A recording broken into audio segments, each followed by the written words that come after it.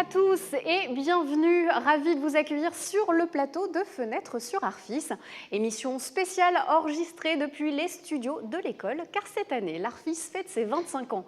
Alors un quart de siècle, vous allez voir, c'est pas rien, et justement pour nous le prouver, les étudiants de deuxième année vont vous concocter 6 émissions. Alors au programme de ce premier numéro, gros plan sur les filières de l'image et du son pour en parler des invités, parmi eux Hugo Stahl, deuxième année son, Olivier Toral, jeune diplômé en 2012. Il est aujourd'hui perchman et mixeur son. Du côté image, ce sera Arnaud Brouet, ancien de la promo 14, aujourd'hui directeur technique, qui nous donnera les ficelles du métier. Mais il ne sera pas seul, puisqu'ils sont déjà avec moi sur ce plateau. Merci d'accueillir Raphaël de la Espriella, première année. Bonjour. Bonjour. Également à vos côtés, Gauthier Bab, deuxième année image. Bonjour et bienvenue à la relève. Merci d'être présent sur ce plateau. Alors, je commence par vous, Raphaël. Vous êtes colombien, journaliste de formation et vous êtes arrivé en France il y a un an, donc première année donc à l'Arfis. Première question toute simple, pourquoi être passé par l'Arfis? Pourquoi ce choix d'école?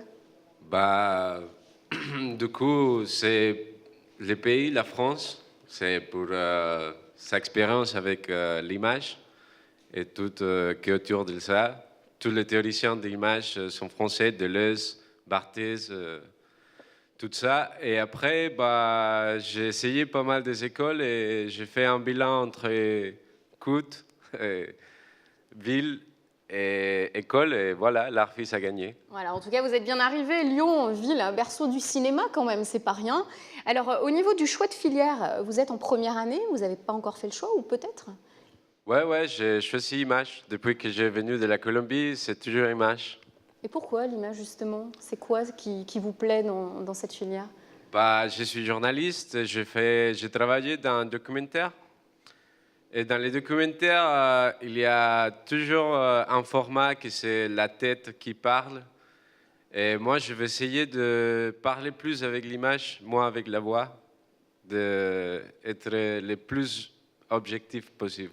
Alors, vous avez déjà un petit peu de bagages, effectivement. Vous allez tracer votre route à l'Arfis. Et après, est-ce que vous pensez déjà à l'avenir? L'indépendance, avoir une boîte de production et voyager pas mal. D'être payé pour voyager, c'est ça. Voilà, c'est bien de vouloir être libre dès le début. Alors Gauthier, je le rappelle, vous êtes en deuxième année, filière image, une vraie vocation, paraît-il, car rien que de toucher une caméra ou d'allumer un projecteur, ça vous éclate. Alors comment est venue cette vocation?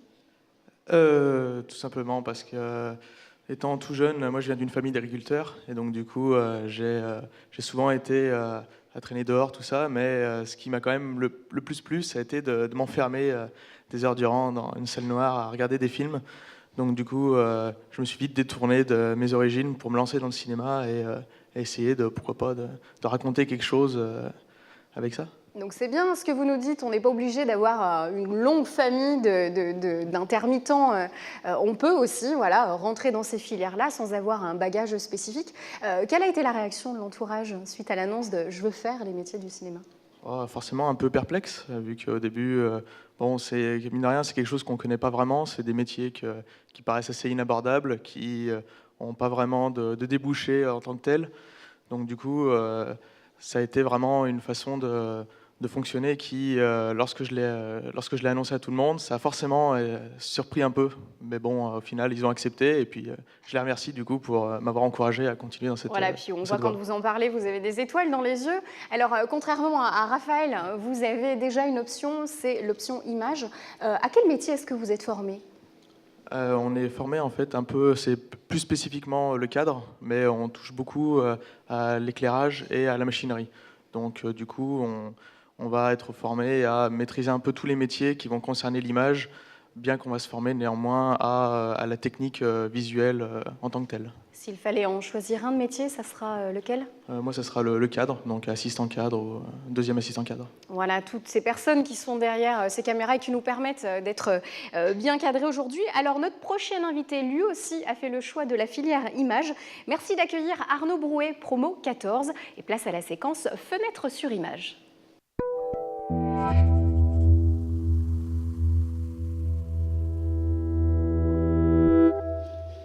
Bonjour Arnaud, bienvenue sur ce plateau. Merci, bonjour. Et bon retour à l'Arfis. On l'a dit en ouverture rapidement, promo 14, ça fait quelle année ça ? Ça fait 2005. 2005. 2005, ouais. Donc, oui, j'ai fini les 2 années de formation en 2004 et j'ai pris une 3e année en 2005. Donc voilà, quoi. Et on va en parler, alors Ouais. ça fait presque 10 ans. Vous êtes passionné d'image et de montage, vous avez roulé votre bosse sur différents continents Ouais. et dans différents domaines, mais aujourd'hui vous avez posé vos bagages à Zest Productions à Lyon, vous êtes responsable de la technique et de la création. Un mot tout d'abord sur cette boîte-là, sur cet nouvel univers que vous fréquentez au quotidien. Zest Productions, en fait, c'est une société que j'ai montée à la base avec un associé. En fait, on l'a montée à 2 et donc du coup, on cherchait justement. Moi, je voulais faire des films. Je voulais les vendre et je suis technicien, mais je suis pas vendeur en gros. Donc du coup, je me suis associé avec un ami qui lui a fait une école de commerce et du coup, petit à petit, on a créé un duo, on a monté la société et puis on allait prospecter des cibles de plus en plus grandes, j'ai envie de dire. Et puis de réalisation en réalisation, ça fonctionne très bien. Et puis depuis 6 mois, je suis tout seul. Et du coup, maintenant, je maîtrise un petit peu le bébé, j'ai envie de dire. Et puis ça marche très bien. Donc nous, je fais essentiellement donc, de la vidéo. Je fais tout ce qui est du film corporate, institutionnel. Je travaille avec des entreprises comme Morgan ou encore La Pardieu. Donc du coup, c'est souvent de l'événementiel, en généralité. Et du coup, je couvre l'événement, je fais le montage. Et puis, on passe souvent par des réseaux après sociaux parce qu'il y a le community management. En fait, c'est une sorte de nouveau métier. En fait, toutes les marques doivent être diffusées, doivent se montrer sur la toile. Voilà, exactement. Voilà. Donc moi, je fais des films de 2 minutes, 2-3 minutes. C'est un petit clip vidéo qui retrace tous les événements qui ont pu se passer. Et puis à côté de ça, je fais de la photo. Je fais aussi de la visite virtuelle, des photos 360 degrés. Enfin, voilà, un plein de choses, foisonnement de métiers, de palettes de métiers. On va pouvoir revenir dessus.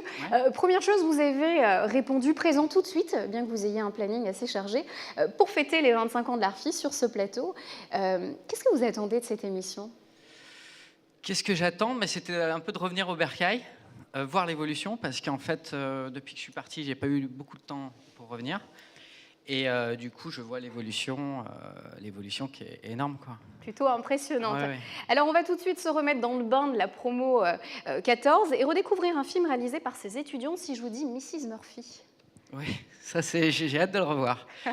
Eh bien super, c'est ce qu'on vous propose de faire tout de suite. On regarde Mrs. Murphy, réalisation Nicolas Vivien pour l'Arfis Magnéto.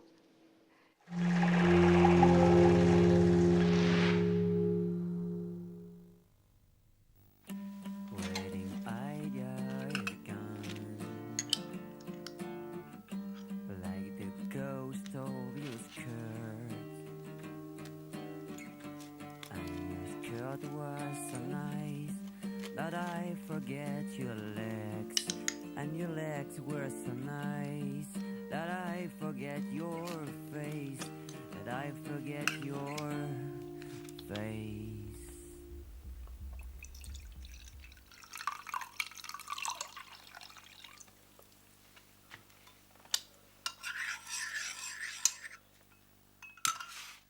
Je sais.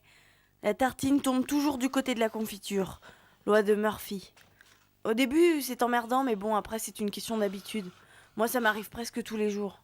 Enfin, faut dire que je m'appelle Murphy, alors c'est vous dire si j'étais prédestinée. On dirait qu'il a écrit ça pour moi. Et pourtant, on n'est pas parents. Ça se transmet peut-être par les noms de famille. Tous les Murphy seraient alors sujets à la loi de l'emmerdement ? Non, c'est pas crédible. Pourtant, les files d'attente qui avancent toujours plus vite à côté, c'est pour moi ? Le réveil qui sonne toujours volume à fond, c'est pour moi. Je sais, tout ce qui est susceptible de mal tourner tournera nécessairement mal. J'en ai marre de la loi de Murphy.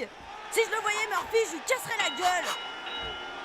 Alors ça c'est la marque leader madame, un numéro 1 sur le marché européen. Il n'y a pas de comparaison possible avec les autres. J'en ai marre de tous ces retraités qui viennent faire leurs courses exprès le samedi alors qu'ils ont rien à foutre de la semaine. J'en ai marre qu'il y ait toujours plusieurs films intéressants en même temps à la télé alors qu'il n'y a rien du tout les autres soirs. J'en ai marre de sortir de la douche et de ne jamais avoir de serviette à portée de main. J'en ai marre que les garçons qui s'attachent à moi soient toujours les plus moches. J'en ai marre de m'appeler Murphy. Moi, ce que je veux, c'est un mari. Comme ça, je changerai de nom. Et puis je déjeunerai plus toute seule. Fini les longues files d'attente.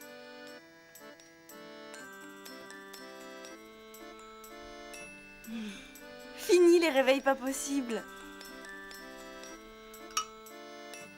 Fini les tartines qui tombent.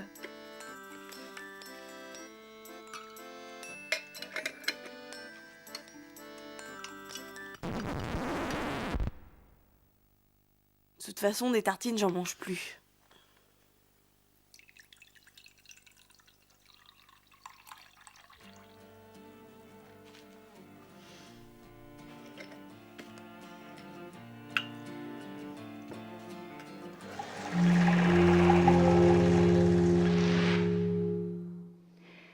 De retour sur le plateau Fenêtre sur Arfis avec des invités pour l'instant qui sont sages comme des images.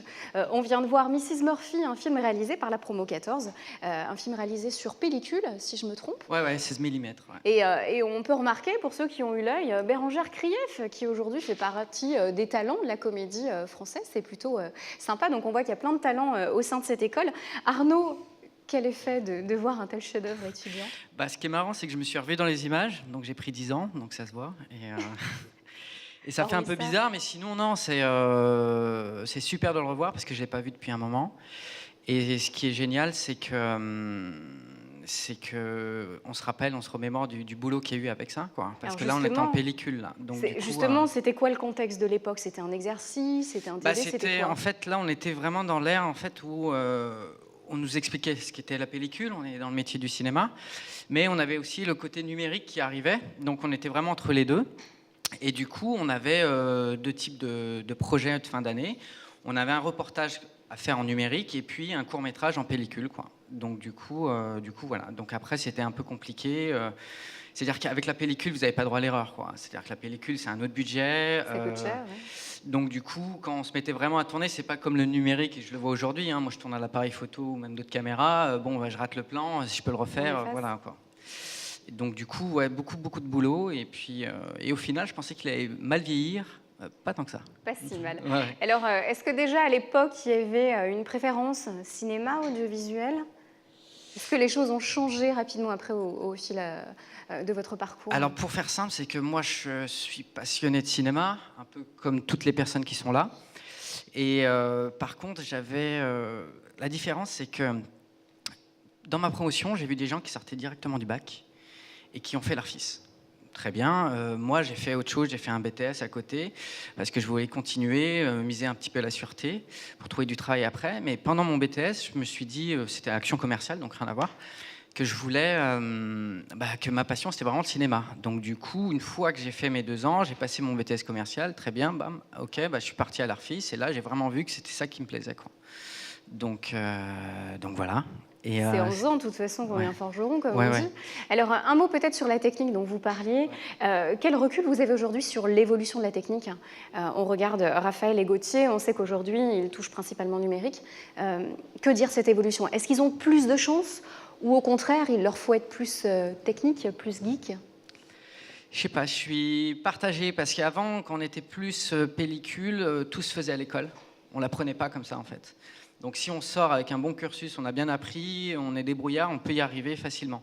Aujourd'hui, numérique, j'ai envie de dire, c'est plus facile de filmer parce qu'on peut reprendre la scène, on peut bien retoucher avec les logiciels de montage.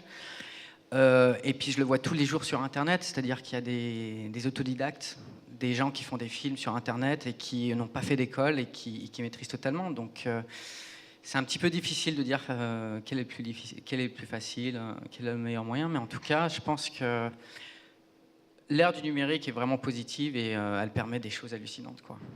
Gauthier, Raphaël, vous avez connaissance de ces fameuses pellicules, ou voire même du format encore analogique où on mettait une cassette dans une caméra?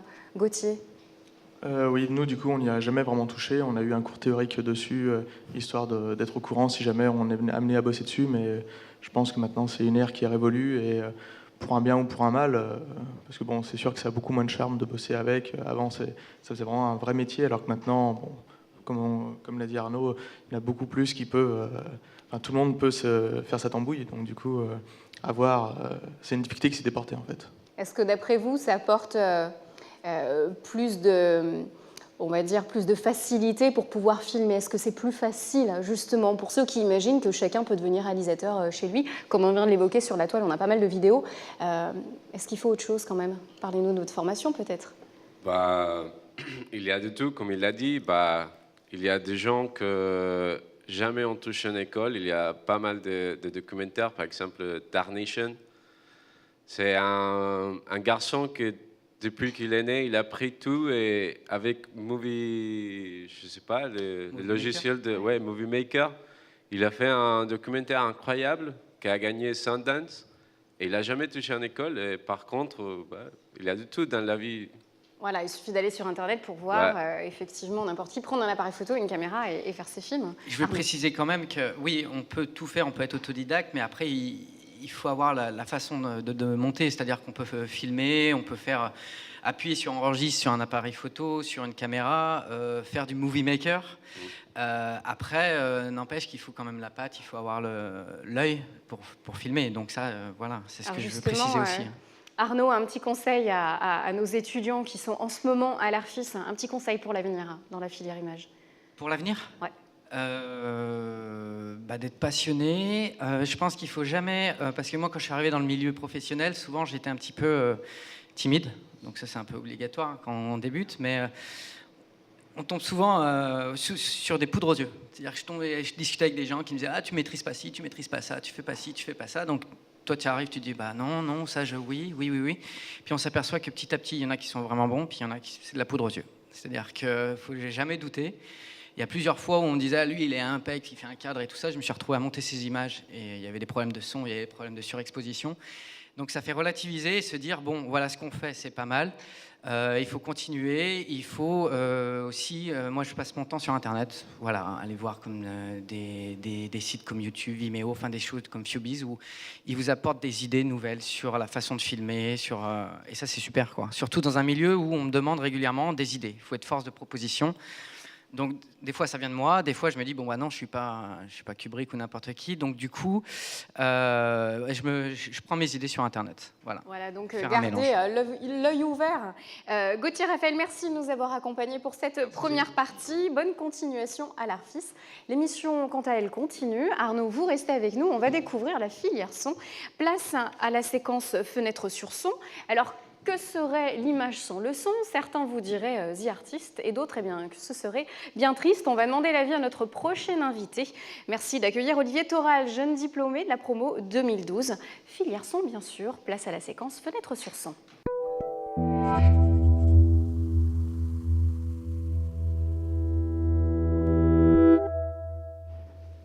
Bienvenue sur ce plateau, les 25 ans de l'ARFIS. Merci Bonjour. Olivier d'être parmi nous.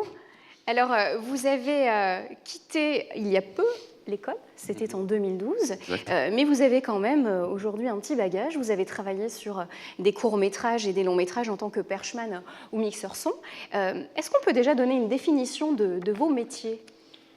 Une définition. Perchman. En tant que perchman. Définition de perchman, c'est d'être le plus souvent déjà sur le plateau. Dès qu'il y a des répètes comédiens, il faut y être. Généralement, dès qu'on a la perche en main, dès qu'on est installé, faut aller sur le plateau et être un peu à l'affût de tout ce qui se passe en fait. Voilà, donc vous captez le son à un perche, voilà, pour qu'on puisse parler pour ceux qui ne sont pas initiés. Exactement. C'est un métier où je trouve ça très intéressant en fait, du point de vue que c'est très bien aussi mental que physique, parce que tenir une perche de 6 mètres, au bout de 2 minutes, on commence à avoir les bras qui flageolent, mais c'est toujours intéressant du coup parce que on s'établit surtout au niveau du cadre et de la lumière. C'est-à-dire que en fait, quand on débute en tant que perchman comme moi, il y a toujours un moment où il y a un cadre ou une lumière ou un plafond qui est vraiment trop bas, et là du coup ça devient un peu un challenge, et je trouve ça intéressant du coup parce que ça donne une certaine motivation, et du coup on apprend encore plus en milieu professionnel, et on essaie de sortir le meilleur de nous-mêmes, et ça passe des fois... On sent le vécu du plafond un petit peu trop bas, voilà, où gêne les comédiens, le cadre, attention, t'es dedans. En plus pas facile parce que du coup je suis grand, quoi, donc... ça coupe un petit peu Ça va des fois avec. des possibilités. Ouais. Un mot sur le métier de mixeur son que vous faites également. Mixeur son, alors ça c'est quelque chose en fait où j'avais commencé un petit peu avant l'Arfis avec des potes. En fait, on prenait des sons un peu de partout, dehors ou alors qui étaient sur Internet, et on montait des sons en fait pour se créer une sorte d'atmosphère comme un film ou comme quelque chose de super féerique ou quoi que ce soit. Et j'ai trouvé ça très intéressant. Et puis après à l'Arfis, j'ai appris tout le côté technique. Du coup, vraiment comment bien placer le son pour que ça ait un impact, que ce soit au niveau musique ou même sonore, ou enfin ça peut être vraiment tout type de son. Le son après est retravaillé derrière. On peut arriver à quelque chose de très standard, de très basique, à quelque chose de complètement surnaturel. Et je trouve ça intéressant en fait. C'est pour ça que le son, moi, ça m'attire énormément. C'est que c'est quelque chose en fait qui a l'air compliqué à la base, peut-être pas forcément. Très technique. Si, c'est très technique, mais c'est pas forcément très attirant à première vue. Moi, ça l'a été, même si je le savais dès que j'ai rentré dans cette école, c'était le son que je voulais faire. Mais c'est vrai que les 2-3 premiers cours, j'ai un peu hésité, mais suite à ça, plus j'ai tâté en fait les machines, passion la a pris perche, le dessus, voilà, effectivement. et c'est ça quoi. Arnaud, comment parler de la collaboration quand on est à l'Arfis entre les sondiers, les mecs d'image quelle est cette ambiance? Comment vous vous considérez? Parce que souvent vous travaillez en binôme, mais des fois, l'un contre l'autre, on a l'impression. Chacun est dans sa bulle. Je pense on est un peu dans sa bulle, mais dès qu'il y a un souci technique ou que ce soit, on est vraiment. Enfin, moi je sais dès qu'il y a un souci, que ça peut être lumière, raccord ou quoi que ce soit, moi je pose ma perche et je vais aider les autres, quoi, parce qu'on est un peu. Enfin, c'est Alors un ça, je sais travail pas qui si est ça très passe bien dans le familier, milieu, mais- chacun, le perchman qui Après, commence à aller voir il a un Arnaud. peu répondu pour moi, je suis d'accord avec lui. Après, j'ai pas fait. Moi, je me suis jamais orienté dans le milieu professionnel du cinéma, donc il y a peut-être encore un peu plus de pression à ce moment-là, mais tout ce qu'on a pu faire nous ensemble, évidemment nous, moi quand j'étais à l'image, mon but c'était d'avoir une belle image, lui d'avoir un bon son. Une fois qu'on était tous calés, on s'arrangeait. Moi ça m'est arrivé d'aider un pote, Julien, je me rappelle, qui tenait à la perche. On trouvait un système pour que justement il soit bien installé, quoi. Donc une fois que tout le monde règle ses choses, voilà, c'est un travail Ouais, d'équipe. et puis, ça va tellement plus vite une fois que tout est installé que du coup on arrive à faire un travail qui est de meilleure qualité et avec une symbiose au sein de l'équipe qui est juste parfaite, quoi. Donc, Alors justement, belle transition, parfois l'alchimie opérée, la preuve en image. On va revoir un extrait du film The Story of My Life, réalisation Éric Renaudin, et la promo 22. On se retrouve dans 2 minutes, Magnéto.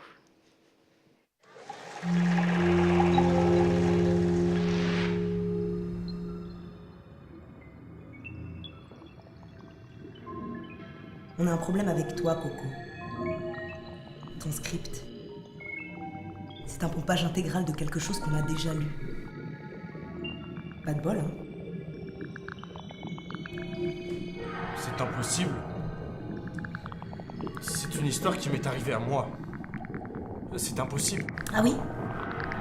Pourtant, scène 29. Quand elle empêche son amant d'écraser le gamin, ce qui est la même situation, elle lui dit aussi exactement la même chose, à 2 mots près. « 2 ans que je bosse là-dessus.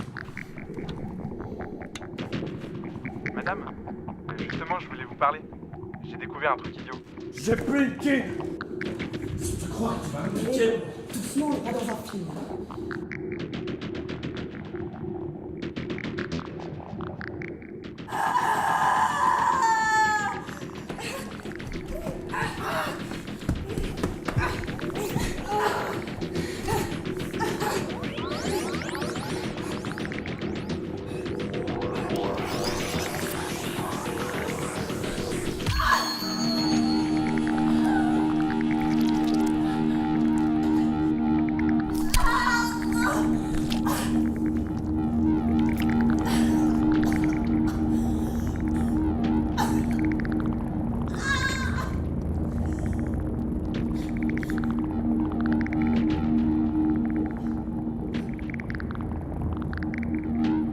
Ouais, là, le type qu'on prenait pour un plagiaire.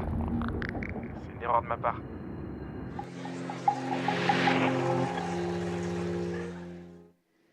Voilà, c'était The Story of My Life, promo 22. Merci à l'équipe de deuxième année de l'Arfis pour cette archive. Alors, avant de parler, nous saluons Hugo Royer-Hostal. Bonjour, vous nous avez rejoint. Vous êtes en deuxième année de la filière son et vous nous venez de Chine, je crois. Voilà, je viens d'arriver il y a 2 ans. Je suis parti en Chine, à Shanghai, pendant 8 ans et je viens de revenir. Du coup, j'essaie de m'intégrer. Super, et je pense que ça se passe bien, on va pouvoir en parler. Il n'y a pas de souci. Olivier, un mot sur le film qu'on vient de voir. Quel souvenir de tournage? Ça a été un très bon souvenir parce qu'on avait une équipe en or, il n'y a pas à dire. Et je me rappelle qu'on avait eu quelques soucis au niveau du son, en particulier parce qu'il y avait un HF qui ne marchait pas. Du coup, sur le plan en fait, du début, on voit la secrétaire qui est en face. Il y a eu un gros plan à un moment et pas de perche évidemment, donc du coup on s'est dit un HF et puis le HF quand on l'a mis sur la comédienne ne marchait pas, on a dû mettre un micro à peu près ici, donc ce qui fait que le son a été vraiment très difficile à retravailler. Sinon au niveau de ça, tout ce qui est les bruitages en post-prod, là on s'est gavé avec un ami, on a carrément acheté des fruits pour les couper en deux, pour voir quel son ça allait donner, pour voir l'impact du couteau en fait, que ça allait bien marcher, et voilà. Ils ont vraiment leur univers, hein, ces gens du son. Alors Arnaud, au niveau de l'image, est-ce que comme Olivier, quand on regarde ces films, tout de suite, on a le tournage en tête, les petits trucs et astuces de notre image, ou on arrive encore à être spectateur de ce que l'on fait? Je crois pas. Je crois qu'il y a des films, on parlait un peu du son et tout. Moi, quand je fais un film, après je choisis une musique dessus, par exemple. Et du coup, je dis, comme souvent, je dis que je la sacrifie cette musique parce que quand on commence à faire le montage dessus, après on peut plus l'entendre. Vous allez la détester. Bah, c'est pas que je la déteste, mais voilà. Après, je me retrouve en soirée, des fois, j'entends le morceau, je dis attends, c'est quel film ça déjà? Enfin voilà. Mais bon. ça, c'est la part Dieu, tiens. Ouais, voilà, mais c'est ça. Voilà. Donc après, j'ai oublié votre question. C'était quoi déjà? Au niveau des films que vous fabriquez, est-ce que vous restez encore spectateur, on va dire cinéphile, de pouvoir encore profiter comme un spectateur lambda de ce que vous faites, ou non, on est vraiment impliqué et c'est autre chose? On passe de l'autre côté, en quelque sorte. Non, parce qu'on a la tête dans le guidon, c'est-à-dire qu'on revisionne des films, on se dit ah là, celui-là, ça, il y a ça qui manque, il y a ça qui est pas bien, là j'ai mal monté. On reste critique. On reste critique. Après, l'avantage, c'est que moi, je garde mes films que j'ai fait, que j'ai vraiment commencé le plus longtemps possible, mais vraiment au niveau professionnel, quand j'ai monté la boîte il y a 3 ans, je garde mes premiers films et je les revisionne. Et là, je me dis voilà. Alors justement, bonne chose, là on a revu quelques extraits des films faits à l'Arfis, un petit peu après. Que vous apportent ces premiers films concrètement? Pourquoi c'est important de les faire? Mais ça vous apprend plein de choses. Ça vous apprend en fait déjà sur le film qu'on a vu là, sur la pellicule. Ça vous apprend généralement entre ce qui est à la pratique, qui est très bien, les cours sont très bien, comment ça se passe en vrai. C'est-à-dire qu'on a beau dire, voilà, il y a une équipe de tournage, on sera 30, donc il y aura telle personne qui sera chargée de ça, de ça, ça et ça. Quand vous arrivez sur place, et puis vous pouvez le voir autour du plateau aussi, qu'il y a une effervescence, un stress, tout le monde s'applique à son travail et jamais tout se passe comme il faut. Il faut toujours gérer une chose en plus. Et quand vous devez tourner, vous vous dites sur le papier, voilà, je dois aller filmer telle personne. Et ben, vous apprenez que sur le terrain, c'est pas la même chose et vous vous habituez à ça. Et tout donc, prend son sens. Alors Hugo, ça doit vous laisser un petit peu rêveur. Je le rappelle, comme je l'ai dit en ouverture, vous êtes en deuxième année de la filière son. Vous allez, d'ici quelques années, intégrer le milieu professionnel. Pourquoi ce choix déjà, le son? Je savais pas du tout en fait dans quelle filière j'allais m'orienter quand je suis arrivé à l'Arfis. Et j'espérais en fait découvrir par rapport au premier TD qu'on fait en première année. Et tout de suite, les TD sons m'ont plu et je me suis dit que c'était là que je me voyais plus tard. Et si on se projette un petit peu plus, allez, d'ici 25 ans, vous voyez comment? Ouh là là, je sais pas du tout. Quel métier, quel poste? Ou cinéma, audiovisuel? J'aimerais bien être reporter, être la prise de son pendant les reportages, ou alors même essayer de m'orienter plutôt aussi dans le son, dans l'événementiel en fait. Au cas où, j'ai un pied dans le cinéma et un pied dans l'événementiel. Olivier, un conseil peut-être pour Hugo, pour s'insérer dans le milieu professionnel quand on sort de l'école? Le seul conseil que je pense qui est intéressant à donner, c'est qu'il ne faut rien lâcher jour après jour, il faut y aller. Et tant pis si on se prend des râteaux par des boîtes, tant pis, il faut y aller. Et moi, ce que j'ai fait, j'ai carrément harcelé une boîte de production où à la fin, ils m'ont dit on va vous prendre en stage parce que ça suffit, quoi, faut arrêter. Ou alors ce sera le procès. Ouais, voilà, limite. Ouais. Juste intervenir. T'as raison quand tu dis ça, mais il ne faut pas hésiter à demander aux boîtes pourquoi elles t'ont dit non aussi. Moi, j'ai des clients, j'envoie des devis, des choses comme ça, et puis des fois, on me dit non. Et en fait, au départ, on ne demandait pas trop. On nous disait, ah, bon, c'est un peu le prix, c'est ci, c'est ça. Mais il faut vraiment insister et qu'ils t'expliquent pourquoi. Et donc, voilà, après, il faut, comment dire, t'apprendre tes erreurs, voilà. Ouais, de toute façon, ouais, carrément. Toujours se remettre en question. Alors avant de se quitter, on va profiter d'un clip, celui du groupe The Fat Bastard. Je ne vais pas vous traduire l'expression, mais en tout cas, voici Animals, réalisé par Morgan Mollard et la promo 23 Magneto. Some of us say that dogs don't make cats or cats agree in the dawn. Some ring beats want suet feet, but wouldn't want a feet. If frogs have wings, they wouldn't bang their bows and pigs might fly. Let the world see what he will, cause the barking dog will never bite. Let the world see what he will, cause we are the devil.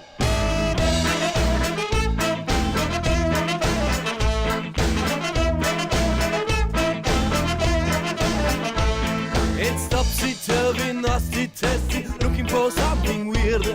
And life can be all beers and skittles. If you don't like it, you cannot pitch. Tit for tat, everybody's business, nobody's business. Today we realize that we the beast have won the war. Today we understood, we broke the rules, so what the shame on you?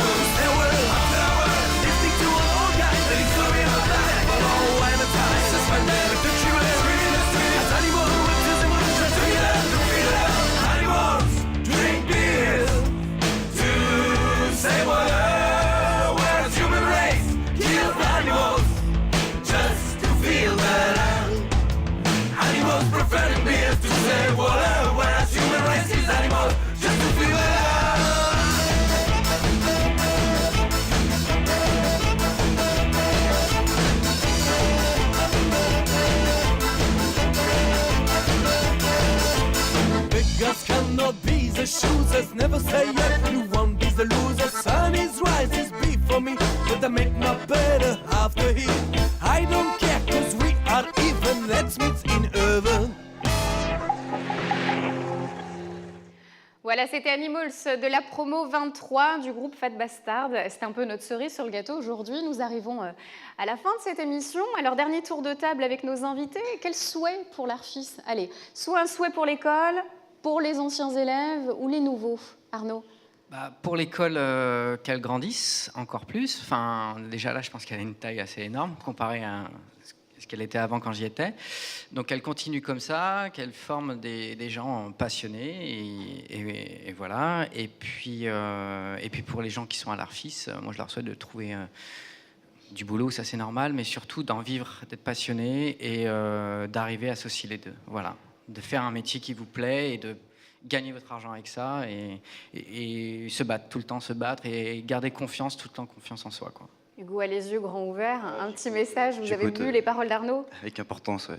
Moi, ce que je souhaite, en fait, c'est surtout de partir à l'international, en fait. Et que l'Arfis essaye de... Du côté de la Chine, peut-être? Pas forcément, moi je pense à la Chine, forcément, parce que c'est un peu ma maison là-bas, mais je pensais plutôt à un peu de partout, qu'on la connaisse mondialement, quoi. Elle mérite, je pense. Le mot de la fin pour le son, Olivier? Le mot de la fin, je dirais déjà que j'aimerais que l'école perdure du coup dans le temps. Moi j'ai vécu de belles années ici, que ce soit professionnel ou avec les camarades ou quoi que ce soit. Et ouais, rien que pour ça, déjà, il faudrait que l'ARFIS vive plus longtemps. Et pour les autres qui veulent rentrer dans le métier de l'audiovisuel, je vous souhaite bonne chance et bon courage. Merci beaucoup à vous trois d'être venus sur ce plateau aujourd'hui. On voit que l'ARFIS est une belle famille. Merci aux autres invités qui se sont succédés sur ce plateau. Raphaël de la Espriella, Gauthier Bab. Merci à tous. Bravo également à tous les élèves de deuxième année qui ont réalisé cette émission et qui l'ont préparée. Ils sont en régie, en coulisses ou sur ce plateau. Bravo à eux pour cette première. Rendez-vous tout de suite du côté du musée du son. Les étudiants de son vous attendent. C'est plutôt sympa. Et quant à nous, rendez-vous pour une nouvelle fenêtre sur l'ARFIS. À très bientôt.